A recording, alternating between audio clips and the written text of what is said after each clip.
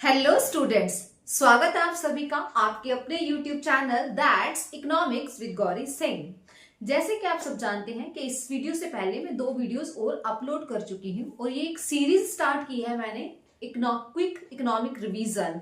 ये Indian economy जो है ये एक ऐसा सब्जेक्ट है जिसमें स्टूडेंट्स अक्सर कंफ्यूज हो जाते हैं। उनको लगता है कि वो जितना याद करते हैं उतना ही भूल जाते हैं।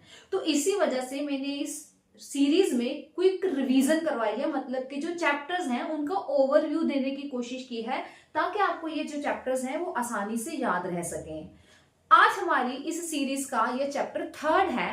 फर्स्ट चैप्टर है हमारा Indian economy on the eve of independence, उसके बाद है इंडियन इकोनॉमी सिंस 1950 टू 1990। आज का हमारा जो चैप्टर है दैट इज इकोनॉमिक रिफॉर्म्स, जिसको न्यू इकोनॉमिक पॉलिसी 1991 भी बोला जाता है। इन तीनों चैप्टर्स की जो वेटेज है एग्जाम में वो 12 मार्क्स की है, मतलब कि ये 3 चैप्टर्स करने से हमें 12 नंबर जो है वो पक्के हो जाएंगे। अब इन तीनों चैप्टर्स की जो क्विक रिवीजन है वो आपने करनी है। तो चलिए अपनी सीरीज को स्टार्ट करते हैं बिना टाइम को वेस्ट किए हुए। आज का जो हमारा चैप्टर है दैट इज इकोनॉमिक रिफॉर्म्स 1991, जिसको न्यू इकोनॉमिक पॉलिसी भी बोला जाता है। तो सबसे पहले हम थोड़ा सा इसका बैकग्राउंड देखेंगे कि ये इकोनॉमिक रिफॉर्म्स हमारे देश में करने की जरूरत क्यों पड़ी। उस वक्त हमारे जो देश की सरकार थी उनके पास इतना सफिशिएंट रेवेन्यू नहीं आ रहा था टैक्सेशन से। जैसे कि हम सभी जानते हैं कि हमारी सरकार की इनकम का जो मेन सोर्स है वो टैक्स है, बट ये एक ऐसा टाइम पीरियड था जब हमारी सरकार टैक्सेस से एक सफिशिएंट रेवेन्यू जनरेट नहीं कर पा रही थी। जो हमारी पब्लिक अंडरटेकिंग्स थी उनसे आने वाली इनकम भी बहुत ही कम थी। हमारा फिस्कल और रेवेन्यू डेफिसिट जो था वो बहुत ज्यादा था, जिसकी वजह से हम फाइनेंशियल क्राइसिस में फंसते जा रहे थे। हमारे भारत ने उस टाइम वर्ल्ड बैंक और इंटरनेशनल मॉनिटरी फंड, जिसको IMF भी बोला जाता है, इनको अप्रोच किया फाइनेंशियल क्राइसिस से बाहर निकलने के लिए। मतलब कि इन दोनों संस्थाओं से हमारे देश ने लोन लिया। हमारे देश की सरकार ने वर्ल्ड बैंक और IMF से जो था वो $7 बिलियन का लोन जो था वो रिसीव किया। तो मतलब कि इतने ज्यादा फाइनेंशियल क्राइसिस की वजह से हमारे गवर्नमेंट के ऊपर एक प्रेशर था कि इस क्राइसिस से कैसे निकला जाए। तो उस क्राइसिस से निकलने के लिए कुछ ऐसी पॉलिसीज चाहिए थी जो हमें इस क्राइसिस से बाहर निकाल सके। तो इसी प्रेशर में हमारी गवर्नमेंट ने डिसाइड किया था इकोनॉमिक रिफॉर्म्स करने का 1991 में। अब ये इकोनॉमिक रिफॉर्म्स क्या हैं, इनके बारे में ब्रीफ से इंट्रोडक्शन लेते हैं।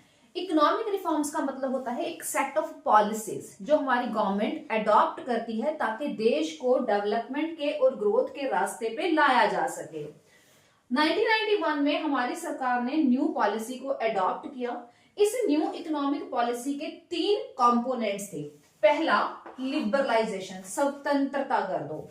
दूसरा, प्राइवेटाइजेशन। क्यों प्राइवेटाइजेशन की गई? क्योंकि हमने इसकी इंट्रोडक्शन में देखा कि हमारी गवर्नमेंट अंडरटेकिंग से आने वाली जो इनकम थी वो बहुत ही कम थी। इट मींस सरकार की जो कंपनियां थी वो, या सरकार जहां जहां पे भी ऑपरेट कर रही थी वहां से इतनी इनकम जनरेट नहीं हो पा रही थी। तो जरूरत थी वहां पे क्या किया जाए, प्राइवेटाइजेशन किया जाए। तीसरा था ग्लोबलाइजेशन। ये था 3rd कंपोनेंट हमारी इकोनॉमिक पॉलिसी का। अब है नीड फॉर इकोनॉमिक रिफॉर्म्स। क्या जरूरत थी इकोनॉमिक रिफॉर्म्स करने की? सबसे पहले थी कि high fiscal deficit. High fiscal deficit की वजह से, जैसे कि हमने अभी ऊपर भी डिस्कस किया, कि हमारी सरकार का रेवेन्यू और फिस्कल डेफिसिट जो था वो बहुत ही ज्यादा था। तो हाई फिस्कल डेफिसिट की वजह से जरूरत थी देश में इकोनॉमिक रिफॉर्म्स करने की। Balance of payment crisis. अगर बात करें 1991 के पहले की, तो 1991 से पहले हमारे देश के जो एक्सपोर्ट्स थे वो बहुत ही कम थे। क्यों? क्योंकि हमारे डोमेस्टिक गुड्स की जो क्वालिटी थी वो इतनी अच्छी नहीं थी, इसी वजह से हमारे एक्सपोर्ट्स कम थे। कोटा और टैरिफ जैसी पॉलिसीज अडॉप्ट करने के बावजूद भी हम इंपोर्ट्स ज्यादा कर रहे थे, मतलब कि हमारे एक्सपोर्ट्स कम थे लेकिन इंपोर्ट्स बहुत ही ज्यादा थे, जिसकी वजह से हमारा बैलेंस ऑफ ट्रेड जो था वो क्राइसिस में चल रहा था या डेफिसिट में चल रहा था। Fall in foreign exchange reserves. हमारे पास फॉरेन एक्सचेंज रिजर्व्स भी बहुत ही शॉर्टेज में चल रहे थे। इतने कम थे फॉरेन एक्सचेंज रिजर्व्स कि जो पैसा हमने बाहर के देशों से उधार लिया हुआ था उनकी इंटरेस्ट पेमेंट्स देने के लिए भी हमारे पास फॉरेन एक्सचेंज रिजर्व्स नहीं थे। स्थिति इतनी गंभीर हो चुकी थी कि हमारे सरकार को अपने गोल्ड रिजर्व जो थे वो वर्ल्ड बैंक के पास गिरवी रखने पड़े थे फॉरेन एक्सचेंज लेने के लिए। हमारे देश में जो इसेंशियल गुड्स थी, मतलब कि कुछ बेसिक चीजें जो होती है जिनको हर एक इंसान यूज करता है, उनके प्राइसेस बहुत ही ज्यादा थे। पब्लिक सेक्टर की जो परफॉर्मेंस थी वो बहुत ही पुअर थी। जो पब्लिक सेक्टर था वो कंटिन्यू ऑपरेट करता जा रहा था, हालांकि वो इंडस्ट्री जो आसानी से प्राइवेट सेक्टर की तरफ शिफ्ट की जा सकती थी, फिर भी उनमें जो सरकार थी वो अपना ही कंट्रोल जमाए बैठी थी, जबकि गवर्नमेंट जो थी वो एफिशिएंट ढंग से काम नहीं कर रही थी। तो इन सभी रीजंस की वजह से जरूरत पड़ी इकोनॉमिक रिफॉर्म्स करने की। अब इकोनॉमिक रिफॉर्म्स या इकोनॉमिक जो पॉलिसी थी उसके 3 एलिमेंट्स थे, लिबरलाइजेशन, प्राइवेटाइजेशन और ग्लोबलाइजेशन। तो हम उन्हीं एलिमेंट्स को डिटेल में थोड़ा सा डिस्कस करेंगे। सबसे पहले बात करते हैं लिबरलाइजेशन की। लिबरलाइजेशन का मतलब था कि सरकार का जो रूल्स चल रहे हैं, जो रूल्स गवर्नमेंट ने लागू किए हुए हैं, एंटरप्रेन्योर्स को, प्रोड्यूसर्स को, फर्म्स को उन रूल्स से आजाद कर दो, लिबरलाइज कर दो, इकोनॉमी को फ्रीडम दे दो उनको, ताकि वो अपने हिसाब से व्यापार कर सकें। ये था लिबरलाइजेशन। अब बात करते हैं कि लिबरलाइजेशन के अंडर कौन कौन से सेक्टर्स में रिफॉर्म किए गए, इनको हम वन बाय वन डिस्कस करते हैं। सबसे पहली बात करते हैं इंडस्ट्रियल सेक्टर रिफॉर्म्स की। रिफॉर्म्स के पहले, मतलब कि न्यू इकोनॉमिक पॉलिसी बनने से पहले अगर कोई भी न्यू इंडस्ट्री एस्टैब्लिश करनी होती थी या पुरानी इंडस्ट्री की प्रोडक्शन कैपेसिटी को एनहांस करना होता था, तो पहले सरकार से परमिशन लेने की जरूरत पड़ती थी या लाइसेंस लेने की जरूरत पड़ती थी। बट जब ये लिबरलाइजेशन किया गया तो इंडस्ट्रियल सेक्टर रिफॉर्म्स में सबसे पहले ये जो लाइसेंस सिस्टम था इसको खत्म कर दिया गया। फिर की कॉन्ट्रैक्शन ऑफ पब्लिक सेक्टर। पहले क्या था, 17 तरह की इंडस्ट्री ऐसी थी जो एक्सक्लूसिवली सिर्फ सरकार के लिए रिजर्व होती थी कि ये चीजों की प्रोडक्शन सिर्फ गवर्नमेंट कंट्रोल के अंडर ही होगी। बट जब ये पॉलिसी अडॉप्ट की गई तो ये कॉन्ट्रैक्शन कर दी गई 17 to 3। अब सिर्फ 3 ही तरह की इंडस्ट्री ऐसी थी जो गवर्नमेंट के लिए रिजर्व थी, बाकी सारी इंडस्ट्री क्या कर दी गई, प्राइवेटाइज कर दी गई। Goods produced by SSI have been also D-reserved.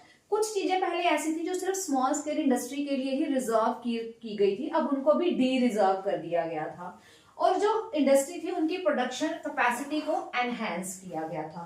तो ये सारे रिफॉर्म्स थे जो हमारे देश में ये policy, new economic policy adopt करने के बाद इंडस्ट्रियल सेक्टर में किए गए। इसके बाद हम डिस्कस करते हैं फाइनेंशियल सेक्टर रिफॉर्म्स की। फाइनेंशियल सेक्टर रिफॉर्म में सबसे पहले देखते हैं कि जो आरबीआई का रोल था अब वो रेगुलेटर से चेंज होकर एज अ फैसिलिटेटर हो गया था। मतलब अब आरबीआई सब कुछ रेगुलेट या कंट्रोल नहीं करेगा, वो सिर्फ क्या करेगा, फैसिलिटेट करेगा, मतलब कि आपको हेल्प करेगा, आपको एडवाइस देगा काम करने के लिए। सेकेंडली, कमर्शियल बैंक्स को फ्री कर दिया गया कि अब वो अपने इंटरेस्ट रेट्स जो है वो खुद डिसाइड करेंगे, आरबीआई डिसाइड नहीं करेगा। हर एक बैंक अपने हिसाब से, अपने पास अवेलेबल फंड्स के हिसाब से या अपनी नीड्स के हिसाब से अपने इंटरेस्ट रेट्स जो थे वो खुद ही अब डिसाइड कर सकता था। इवन कि अगर नई ब्रांचेस खोलनी है तो वो भी जो डिसीजंस थे वो कमर्शियल बैंक्स ले सकते थे। नेक्स्ट इसमें रिफॉर्म किया गया कि कुछ भारत में और विदेशों में प्राइवेट सेक्टर बैंक्स जो हैं वो एस्टैब्लिश किए गए। फॉरेन इंस्टीट्यूशनल इन्वेस्टर्स जो थे उन जैसे फॉरेन इंस्टीट्यूशनल इन्वेस्टर्स में जैसे कि मर्चेंट बैंकर्स हो गए, म्यूचुअल फंड्स हो गए, पेंशन फंड्स हो गए, अब इन सभी को अलाउ कर दिया क्या क्या वो भारत की फाइनेंशियल मार्केट्स में पैसा इन्वेस्ट कर सकते हैं। तो ये सारे थे हमारे देश में किए गए financial sector reforms in liberalisation. Next करते हैं external sector reforms. External sector मतलब कि rest of the world sector में किए जाने वाले रिफॉर्म्स। सबसे पहले थे हमारे पास डीवैल्यूएशन ऑफ रुपीज। डीवैल्यूएशन की गई एक्सटर्नल सेक्टर को रिफॉर्म करने के लिए, मतलब कि हमारे एक्सपोर्ट्स को बढ़ाने के लिए और इंपोर्ट्स को कम करने के लिए हमारे देश में डीवैल्यूएशन की गई। अब यहाँ पे मैं आपको एक और छोटा सा कॉन्सेप्ट क्लियर करना चाहती हूँ। 2 टर्म्स होती हैं, एक होती है डीवैल्यूएशन और एक होती है डेप्रिसिएशन। दोनों का ही मतलब होता है कि हमारे देश की करेंसी की वैल्यू का फॉरेन देश कंट्रीज की करेंसी की वैल्यू के मुकाबले में कम हो जाना। मतलब कि जब हमारे देश की करेंसी की वैल्यू फॉरेन कंट्रीज की करेंसी की वैल्यू में कम हो जाती है उसको बोला जाता है डीवैल्यूएशन और या फिर डेप्रिसिएशन।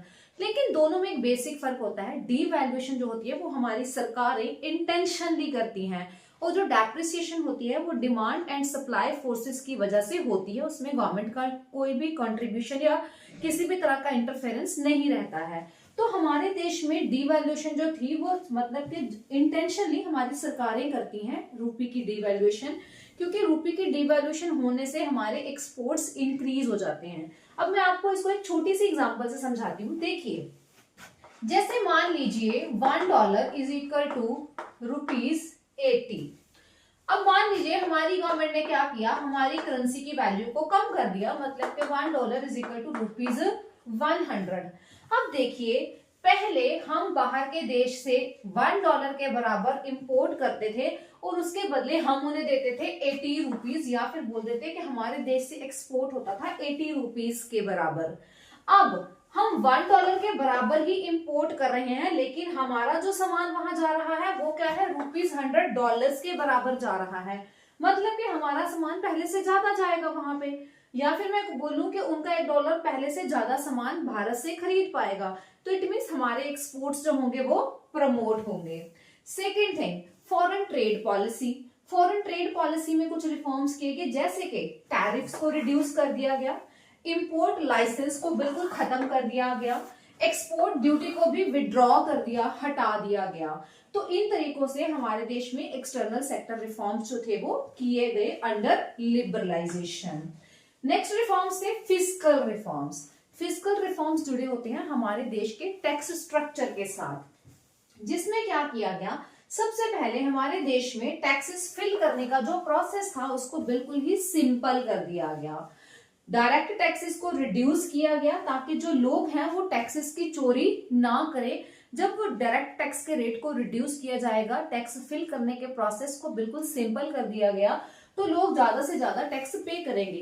क्योंकि अक्सर देखा गया है कि हम टैक्स पे करने से कभी कभी इसलिए भी घबरा जाते हैं, या इसी वजह से हम टैक्स नहीं पे करते क्योंकि हमें उसका प्रोसेस जो होता है वो बहुत मुश्किल लगता है। तो अगर गवर्नमेंट को लगा कि अगर ये टैक्स पे करने के प्रोसेस को थोड़ा सिंपल कर दिया जाए तो इससे लोग टैक्सेस की चोरी नहीं करेंगे। इनडायरेक्ट टैक्सेस में भी रिफॉर्म किए गए। इंडेक्स टैक्सेस को रिफॉर्म करने के लिए जैसे कि जीएसटी को लॉन्च किया गया, which generate additional tax revenue. अब जीएसटी लॉन्च करने से ये देखा गया कि एडिशनल टैक्स रेवेन्यू जनरेट होगा, टैक्स कंप्लायंस बढ़ेगा, लोग टैक्सेस की चोरी नहीं करेंगे। तो ये थे फिस्कल सेक्टर में किए जाने वाले रिफॉर्म्स, जो कि टैक्स स्ट्रक्चर के रिफॉर्म्स थे। यहाँ पे हमारा लिबरलाइजेशन और लिबरलाइजेशन से जुड़े हुए जो रिफॉर्म्स थे वो कंप्लीट हो जाता है। नेक्स्ट हम एलिमेंट करते हैं अपना प्राइवेटाइजेशन का। प्राइवेटाइजेशन का मतलब क्या होता है कि गवर्नमेंट की ऑनरशिप, मैनेजमेंट और कंट्रोल जो पब्लिक सेक्टर अंडरटेकिंग्स के ऊपर है वो प्राइवेट सेक्टर को दे दिया जाए, कि अब ना तो उन कंपनीज को हमारी सरकारें जो हैं या गवर्नमेंट ऑनरशिप, ना तो सरकार उसकी ऑनरशिप करेगी, ना उसको मैनेज करेगी, ना उसको कंट्रोल करेगी, सब कुछ प्राइवेट हैंड्स में दे दिया जाता है। ये प्राइवेटाइजेशन जो है वो दो तरीकों से की जा सकती है। पहले, by withdrawal of the government ownership and management of public sector companies, या तो पब्लिक सेक्टर कंपनीज की ऑनरशिप और मैनेजमेंट विड्रॉ कर दी जाए और उसको प्राइवेटाइज कर दिया जाए या प्राइवेट कंपनीज को दे दिया जाए, या फिर पब्लिक सेक्टर अंडरटेकिंग्स हैं या जो पब्लिक सेक्टर अंडरटेकिंग्स हैं या कंपनीज हैं उनको डायरेक्टली बेच दिया जाए प्राइवेट सेक्टर के पास। जबकि अगर प्राइवेटाइजेशन करने के लिए पब्लिक सेक्टर अंडरटेकिंग से कुछ इक्विटी मतलब कि कुछ शेयर्स बेच दिए जाते हैं प्राइवेट सेक्टर को, that is called as a disinvestment. तो ये जो कॉन्सेप्ट है, ये जो टर्म है, ये भी बहुत इंपॉर्टेंट टर्म है। इससे एक्सपेक्टेड है कि इससे 1 या 2 मार्क्स का क्वेश्चन भी पूछा जा सकता है या फिर ये एमसीक्यू में भी पूछा जा सकता है। तो this is all about the privatisation, मतलब कि जो इंट्रोडक्शन है प्राइवेटाइजेशन की। इसके बाद है कि पर्पस क्या है, प्राइवेटाइजेशन क्यों की जाती है। सबसे पहले हमारे देश का फिजिकल डिसिप्लिन और मॉडर्नाइजेशन करने के लिए या मॉडर्नाइजेशन को फैसिलिटेट करने के लिए हमारे देश में प्राइवेटाइजेशन जो है वो की गई। सेकेंडली, मैनेजेरियल कैपेबिलिटीज को इफेक्टिवली यूटिलाइज करने के लिए या फिर पब्लिक सेक्टर यूनिट्स की परफॉर्मेंस को इंप्रूव करने के लिए भी प्राइवेटाइजेशन जो थी वो की गई। प्राइवेटाइजेशन का इम्पैक्ट कैसा था, जब भी हम किसी चीज के इम्पैक्ट की बात करते हैं तो हम उसके पॉजिटिव और नेगेटिव दोनों पहलुओं को डिस्कस करते हैं। वैसे ही हम देखते हैं कि प्राइवेटाइजेशन का जो इम्पैक्ट था वो पॉजिटिव क्या रहा और नेगेटिवली क्या रहा। अगर हम पॉजिटिव इम्पैक्ट्स की बात करते हैं तो सबसे पहले हम ये देखते हैं कि प्राइवेटाइज करने से मैनेजमेंट में एफिशिएंसी आई, मतलब कि अब चीजों को जो कंपनीज में अच्छे ढंग से मैनेज किया जा रहा था। प्राइवेटाइजेशन करने से कंपटीशन इंप्रूव होता है, domestic as well as international markets में जो कंपटीशन होता है वो इंप्रूव होता है प्राइवेटाइजेशन करने से। डाइवर्सिफिकेशन ऑफ प्रोडक्ट्स, अब हम देखते हैं कि प्राइवेटाइजेशन की वजह से ही हमें मार्केट में वैरायटी ऑफ गुड्स जो है वो अवेलेबल हैं। प्राइवेटाइज करने का एक बेनिफिट जो है वो हमारे कंज्यूमर को बहुत ज्यादा होता है, क्योंकि डाइवर्सिफिकेशन की वजह से अब कंज्यूमर के पास एक तो वाइडर चॉइस है क्योंकि वैरायटी ऑफ गुड्स अवेलेबल है। दूसरा, प्राइवेटाइजेशन में जब कंपटीशन बढ़ता है तो हर एक प्रोड्यूसर अपने प्रोडक्ट की क्वालिटी को इंप्रूव करता है, क्योंकि उसको पता है कि मार्केट में टिके रहने के लिए उसको एक बेटर क्वालिटी का प्रोडक्ट जो है वो कंज्यूमर को देना पड़ेगा। सो प्राइवेटाइजेशन से अब बेनिफिट किसको हो रहा है? कंज्यूमर को, क्योंकि एक तो उसके पास अब एक बड़ी चॉइस है, मतलब कि वैरायटी ऑफ गुड्स है, दूसरा उसको बेटर क्वालिटी गुड्स जो है वो मिल रही हैं। बट प्राइवेटाइजेशन के कुछ नेगेटिव इंपैक्ट्स भी पड़े। सबसे पहले, neglect social interest. Private sector जो होता है वो सिर्फ प्रॉफिट मोटिव से काम करता है, सोशल जस्टिस के ऑब्जेक्टिव को इग्नोर किया जाता है। Next is monopolistic control. Monopoly control जो होता है प्राइवेट सेक्टर का वो हैम्पर करता है हमारे ऑब्जेक्टिव को कि ग्रोथ विद सोशल जस्टिस। ये कहा जाता है कि ग्रोथ हो लेकिन सामाजिक न्याय भी हो। बट जब प्राइवेटाइजेशन की जाती है तो प्राइवेट सेक्टर का मेन मोटिव होता है प्रॉफिट को मैक्सिमाइज करना। तो जब वो प्रॉफिट को मैक्सिमाइज करते हैं तो ग्रोथ विद सोशल जस्टिस को वो भूल जाते हैं। तो ये कुछ नेगेटिव इंपैक्ट है हमारे पास प्राइवेटाइजेशन का। अब बात करते हैं ग्लोबलाइजेशन की। थर्ड एलिमेंट है ग्लोबलाइजेशन। लिबरलाइजेशन और प्राइवेटाइजेशन का आउटकम क्या था? ग्लोबलाइजेशन। ग्लोबलाइजेशन क्या है? ये इंटीग्रेशन है अमंग ऑल द कंट्रीज। सारी कंट्रीज को आपस में कनेक्ट करना थ्रू वेरियस फील्ड्स, जैसे कि व्यापार के जरिए, टेक्नोलॉजी के जरिए और आउटसोर्सिंग के जरिए पूरे वर्ल्ड को आपस में कनेक्ट कर देना, that is called as a globalisation. अब ग्लोबलाइजेशन के लिए कौन कौन सी पॉलिसीज जो थी वो अडॉप्ट की गई? सबसे पहले फॉरेन इन्वेस्टमेंट की इक्विटी लिमिट को एनहांस किया गया, इंक्रीज किया गया। सेकेंड, रुपए की पार्शियल कन्वर्टेबिलिटी को अलाउ कर दिया गया। टैरिफ्स को रिड्यूस किया गया। क्वांटिटिव रिस्ट्रिक्शंस जो ट्रेड के ऊपर लगाई गई थी उनको विड्रॉ कर दिया गया। तो ये पॉलिसीज अडॉप्ट करके ग्लोबलाइजेशन को हमारे देश में लाया गया। नेक्स्ट था हमारे पास वर्ल्ड ट्रेड ऑर्गेनाइजेशन। अब ये WTO क्या है? WTO की पॉलिसीज की वजह से ही हमारे देश में इंपोर्ट्स के ऊपर जितनी भी रिस्ट्रिक्शंस लगी हुई थी उनको खत्म कर दिया गया। WTO ने इंश्योर किया कि जितने भी मेंबर कंट्रीज हैं सभी को व्यापार करने की, मतलब कि इंटरनेशनल मार्केट में व्यापार करने की इक्वल अपॉर्चुनिटीज मिलेंगी। WTO की जो संस्था है 1955 में एस्टैब्लिश की गई थी। ये एक सक्सीजर मतलब कि संस्था थी जो गैट के बाद एस्टैब्लिश की गई थी। गैट का फुल फॉर्म क्या है? General agreement on tariff and trade. मैंने कुछ एक टेस्ट पेपर को एग्जामिन किया तो मैंने देखा कि उनमें ये क्वेश्चन भी पूछा गया है कि गैट की सक्सीजर जो ऑर्गेनाइजेशन है वो कौन सी है। तो यहाँ पे ये MCQ बन जाता है, आपको इसको याद रखिएगा कि गैट की सक्सीजर ऑर्गेनाइजेशन कौन सी है? WTO। WTO कौन कौन से ऑब्जेक्टिव्स को लेके काम करती है? सबसे पहले गुड्स की प्रोडक्शन को बढ़ाना और सर्विसेज के व्यापार को बढ़ाना, ये ऑब्जेक्टिव पे WTO काम करता है। नेक्स्ट, जितने भी हमारे कंट्री के रिसोर्सेज हैं उनको ऑप्टिमली यूटिलाइज किया जाए, ये भी WTO का ऑब्जेक्टिव है। नेक्स्ट हमारे पास है कॉन्सेप्ट दैट इज आउटसोर्सिंग। अब बात करते हैं आउटसोर्सिंग की। आउटसोर्सिंग एक बहुत ही इंपॉर्टेंट कॉन्सेप्ट है और देखा जा रहा है कि इसमें से काफी क्वेश्चंस भी जो है वो पूछे जा रहे हैं। आउटसोर्सिंग का मतलब क्या होता है कि एक जो कंपनी होती है या कोई फर्म होती है वो बहुत सारी सर्विसेज ऐसी होती हैं जिनको वो एक्सटर्नल सोर्सेज से हायर करती है। एक्सटर्नल सोर्सेज मतलब कि ज्यादातर ये सर्विसेज जो होती हैं ये अदर कंट्रीज से हायर की जाती हैं। ये वो सर्विसेज होती है जो पहले इंटरनली प्रोवाइडेड करवाई जा रही थी, मतलब कि अपने देश में से ही इन सर्विसेज को लिया जा रहा था, लेकिन अब ये सर्विसेज जो है ये अपनी कंट्री को छोड़ के बाहर की कंट्री से ली जा रही हैं। जब कोई भी देश ये कुछ बेसिक सर्विसेज जो है अपने देश को छोड़ के बाहर के देश से लेता है तो उसको बोला जाता है आउटसोर्सिंग। ये क्यों की जाती है? क्योंकि जहां से सर्विसेज ली जा रही हैं वहां पे हो सकता है कि वेज रेट बहुत कम है या फिर स्किल्ड मैन पावर जो है वो इजीली मिल जाती है। हमारा भारत जो है ये एक बेस्ट डेस्टिनेशन बनता जा रहा है आउटसोर्सिंग का। क्यों बनता जा रहा है? क्योंकि यहाँ पे भी जो वेज रेट है लेबर का वो बहुत कम है और स्किल्ड मैन पावर जो है इंडिया में वो लो वेज रेट के ऊपर अवेलेबल है। यही कारण है कि हमारा भारत जो है वो आज एक बेस्ट डेस्टिनेशन बनता जा रहा है आउटसोर्सिंग की। तो आउटसोर्सिंग करने के कुछ बेनिफिट्स भी हैं और हम रीजंस भी डिस्कस करेंगे कि क्यों भारत जो है वो एक डेस्टिनेशन बनता जा रहा है, एक हब बनता जा रहा है आउटसोर्सिंग का। तो पहले बात कर लेते हैं एडवांटेजेस की कि आउटसोर्सिंग के फायदे क्या क्या हैं। सबसे पहले आउटसोर्सिंग से एम्प्लॉयमेंट जनरेट होती है, मतलब कि एम्प्लॉयमेंट अपॉर्चुनिटीज बढ़ जाती हैं। टेक्नोलॉजिकल नो हाउ, मतलब कि काम के तरीके जो होते हैं, टेक्नोलॉजी के जो तरीके होते हैं उनका एक्सचेंज होता है एक देश से दूसरे देश में।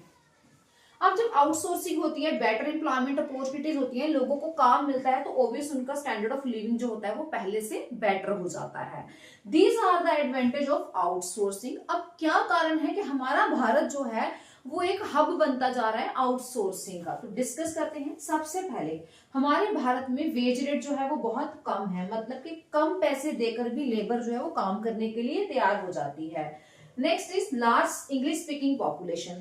हमारे देश की जो यंग जनरेशन है, आजकल हम देखते हैं कि जो भी बच्चे मेट्रो सिटीज में पढ़ने जाते हैं, कई बार वो क्या होता है कि अपना खर्चा निकालने के लिए कॉल सेंटर्स, ये वो कॉल सेंटर्स होते हैं जो बाहर की, इनकी कंपनीज बाहर होती हैं लेकिन उन्होंने अपने कॉल सेंटर्स जो होते हैं वो भारत में एस्टेब्लिश किए होते हैं।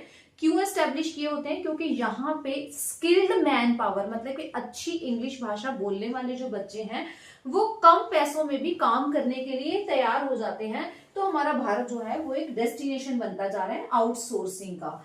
Advanced technology and communication sector की वजह से भी हमारा जो भारत है वो आउटसोर्सिंग का एक हब बनता जा रहा है। अब बात कर लेते हैं एक अप्रेजल की। अप्रेजल जब करते हैं तो हम कुछ पॉजिटिव और नेगेटिव इंपैक्ट देखते होते हैं किसी चीज के, या फिर मेरिट्स या डीमेरिट्स की बात करते हैं। तो अभी तक हमने ये जो पॉलिसी पढ़ी एलपीजी, जो न्यू इकोनॉमिक पॉलिसी के एलिमेंट्स हैं एलपीजी, इनके बारे में जब हमने सारी डिस्कशन कर ली तो हम देखते हैं कि इस एलपीजी पॉलिसी के हमें क्या क्या फायदे रहे और क्या क्या नुकसान रहे। तो पहले डिस्कस करते हैं हम मेरिट्स के बारे में। एलपीजी पॉलिसी अडॉप्ट करने से हमारे देश का जो ओवरऑल ग्रोथ रेट है वो पहले से अब बढ़ गया है। सेकेंड, एलपीजी पॉलिसी शो करती है कुछ स्ट्रक्चरल चेंजेस को। ये वो चेंजेस हैं जो हमारे देश में इंडस्ट्रियल सेक्टर की प्रोडक्शन को स्टिमुलेंट देते हैं, मतलब कि उन्हें बढ़ाते हैं।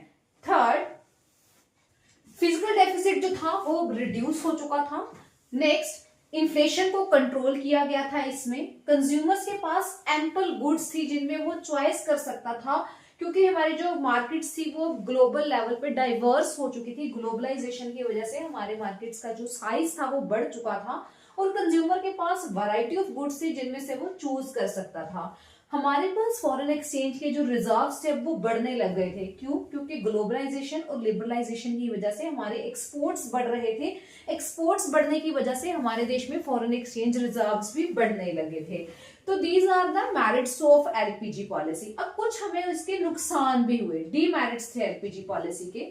सबसे पहले ये जो रिफॉर्म्स थे इनका एग्रीकल्चर सेक्टर को कोई खास बेनिफिट नहीं हुआ, क्योंकि इस रिफॉर्म टाइम पीरियड के दौरान जो पब्लिक इन्वेस्टमेंट थी वो एग्रीकल्चर सेक्टर, जैसे कि एग्रीकल्चर सेक्टर की कुछ सर्विसेज जैसे कि इरिगेशन, पावर, रोड्स, इन सभी में रिफॉर्म टाइम पीरियड के दौरान पब्लिक इन्वेस्टमेंट को कम कर दिया गया था, जिसकी वजह से हमारा एग्रीकल्चर सेक्टर जो था उसको एलपीजी पॉलिसी का कोई खास फायदा नहीं हुआ था।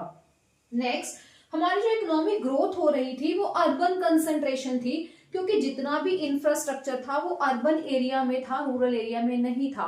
तो जो हमारी ग्रोथ थी वो सारी अर्बन एरिया में ही कंसंट्रेट होती गई।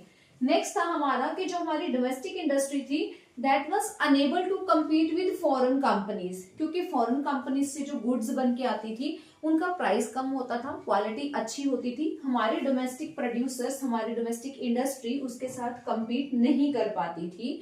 और हमें जो हमारी ग्रोथ थी वो लोपसाइडेड प्रोसेस था, मतलब कि एक तरफी ग्रोथ थी।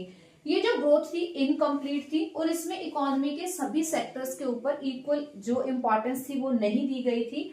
जैसे कि हम कह सकते हैं कि जो इंडस्ट्रियलाइजेशन थी, मतलब जो इंडस्ट्री थी उसको ज्यादा इंपॉर्टेंस दी गई थी, जबकि फार्मिंग सेक्टर की इंपॉर्टेंस कम थी। तो इट मींस ये जो ग्रोथ है वो कौन सी थी? इंडस्ट्री की।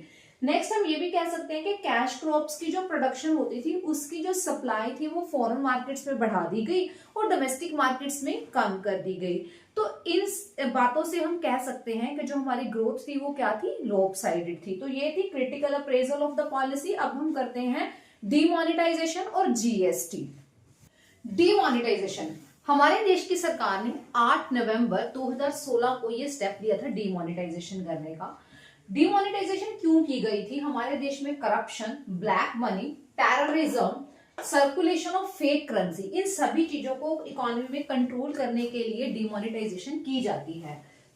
इसमें क्या होता है कि किसी भी जिस भी करेंसी की डीमोनेटाइजेशन की जाती है, जैसे कि 8 नवंबर 2016 को 500 के और 1000 के जो नोट्स थे उनकी सर्कुलेशन जो थी वो खत्म कर दी गई, बंद कर दी गई। मतलब कि तब से ये नोट्स जो थे ये लीगल टेंडर नहीं रहे थे और इनकी जगह पे नई करेंसी जो थी वो छापने का डिसीजन लिया गया। मतलब कि नए 500 के और 2000 के जो नोट्स थे वो छापे गए। पुरानी करेंसी जो थी वो उसका सर्कुलेशन खत्म कर दिया गया ताकि देश में से ब्लैक मनी जो है उसको कंट्रोल किया जा सके। तो इन पर्पसेस के लिए डीमोनेटाइजेशन जो है वो की जाती है। नेक्स्ट हमारा कॉन्सेप्ट है that is a GST, goods and service tax. ये लागू हुआ 1 जुलाई 2017 को। जीएसटी को लागू करने का मेन एम क्या था? To generate additional revenue of the government, ताकि लोग टैक्सेस की चोरी ना करें और एडिशनल जो रेवेन्यू है वो जनरेट की जा सके। टैक्सेस की चोरी से बचाने के लिए जीएसटी को इंट्रोड्यूस किया गया। One nation one tax one market, ये एम था जीएसटी का। उसके बाद है कि जीएसटी के फीचर्स क्या क्या थे। सबसे पहले तो इसमें 5 स्टैंडर्ड रेट्स जो थे जीएसटी के वो अप्लाई किए गए। 0% मतलब कि नो टैक्स, 5%, 12%, 18% और लास्ट था 28%। मतलब कि ये 5 स्टैंडर्ड रेट्स जो थे ये जीएसटी के अंदर लागू किए गए। Next, it has amalgamated a large number of central state taxes and cess. GST के अंदर बहुत सारे सेंटर के टैक्स, स्टेट के टैक्स और सेस वगैरह सभी को कंबाइन करके एक टैक्स इंट्रोड्यूस किया गया, that is a GST. This is all about the brief introduction of GST. इसके बाद हम देखेंगे कि ये जो इकोनॉमिक रिफॉर्म्स किए गए इनका इंडस्ट्रियल सेक्टर के ऊपर और एग्रीकल्चर सेक्टर के ऊपर क्या इफेक्ट आया। Effects of reforms on industrial sector. अगर हम इंडस्ट्रियल सेक्टर के ऊपर रिफॉर्म्स के इफेक्ट की बात करें तो सबसे पहले हम देखते हैं कि इंडस्ट्रियल प्रोडक्ट्स की जो डिमांड थी वो कम हो गई थी, क्योंकि अब क्या था, ग्लोबलाइजेशन और लिबरलाइजेशन की वजह से हमारे देश में चीपर प्रोडक्ट्स जो थे वो आसानी से इंपोर्ट किए जा सकते थे, जिसकी वजह से डोमेस्टिक गुड्स की जो डिमांड थी वो कम हो गई थी। सेकेंडली, जो इंफ्रास्ट्रक्चर फैसिलिटी जिसमें खास करके पावर सप्लाई की बात की जाती है वो इनएडिक्वेट हो गई थी, क्योंकि इसमें अब इन्वेस्टमेंट सरकार की कम हो गई थी। तो इन दोनों रीजंस की वजह से बोला जाता है कि इंडस्ट्रियल प्रोडक्ट्स की जो डिमांड थी वो कम हो गई थी। नेक्स्ट इसका इफेक्ट था कि non access to developed countries market. ये माना जाता था कि डेवलपिंग कंट्रीज जैसे कि हमारा भारत उस वक्त उसकी जो डेवलप्ड मार्केट्स थी वहां तक पहुंच नहीं थी। चाहे टैरिफ बैरियर्स हटा दिए गए थे, लेकिन बहुत सारे ऐसे नॉन टैरिफ बैरियर्स थे जो अभी भी अप्लाई किए हुए थे, जिनकी वजह से डेवलपिंग कंट्रीज जैसे कि भारत, उनकी डेवलप्ड देशों तक जो पहुंच थी अभी भी पॉसिबल नहीं थी। तो ये था रिफॉर्म्स का इंडस्ट्रियल सेक्टर के ऊपर इफेक्ट। अब बात करते हैं effects of reforms on the agriculture sector, कि एग्रीकल्चर सेक्टर के ऊपर इन रिफॉर्म्स के कैसे इफेक्ट पड़े। सबसे पहले तो ये था कि पब्लिक इन्वेस्टमेंट जो थी एग्रीकल्चर सेक्टर में अब कम हो गई थी, खास करके irrigation facility, power supply, roads, ये जो इंफ्रास्ट्रक्चर फैसिलिटीज थी इनके बीच में इन्वेस्टमेंट कम हो गई थी।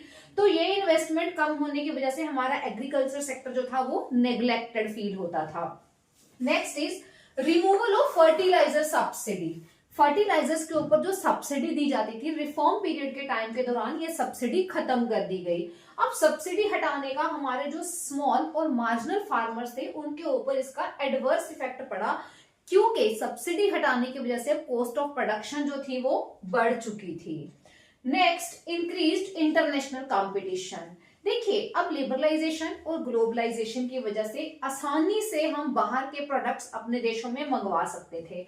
इंपोर्ट ड्यूटी जो थी वो रिड्यूस कर दी गई थी। मिनिमम सपोर्ट प्राइस जो था उसको खत्म कर दिया गया था, जिसकी वजह से हमारे एग्रीकल्चर सेक्टर का इंटरनेशनल कंपटीशन अब इंक्रीज हो चुका था। Next is export oriented policy. Prices of food grains जो थे वो बढ़ चुके थे, क्योंकि अब हमारे जो एग्रीकल्चर प्रोडक्ट्स था उनका इंटरेस्ट क्या था, एक्सपोर्ट की तरफ। ज्यादा से ज्यादा सामान जो यहाँ पे बनता था उसका एक्सपोर्ट किया जाता था। डोमेस्टिक यूज के लिए चीजें कम रखी जाती थी, जिसकी वजह से डोमेस्टिक मार्केट में इन प्रोडक्ट्स का प्राइस बढ़ गया था। अब जब ज्यादा से ज्यादा सामान एक्सपोर्ट हो रहा था तो उसकी वजह से हमारे देश में कैश क्रॉप्स की प्रोडक्शन बढ़ रही थी, क्योंकि जो चीजें बाहर भेजी जाती थी वो कौन सी क्रॉप्स थी, कैश क्रॉप्स, जिनको बेचकर ज्यादा पैसा कमाया जा सकता था। So this is all about the effect of reforms on agriculture sector. यहाँ पे हमारा ये चैप्टर खत्म हो जाता है। आई होप आपको चैप्टर बहुत अच्छे से समझ आया होगा। चैप्टर समझ आया है, वीडियो अच्छी लगी है तो वीडियो को लाइक करना और वीडियो को अपने फ्रेंड्स के साथ शेयर करना मत भूलिए। अगर आपको कॉन्सेप्ट्स आसानी से समझ आ रहे हैं तो प्लीज अपने साथ वालों को भी हेल्प कीजिए, उनके साथ वीडियो शेयर कीजिए और चैनल को सब्सक्राइब कीजिए। मिलते हैं अपनी नेक्स्ट वीडियो में नेक्स्ट चैप्टर के साथ। Till then take care, bye bye.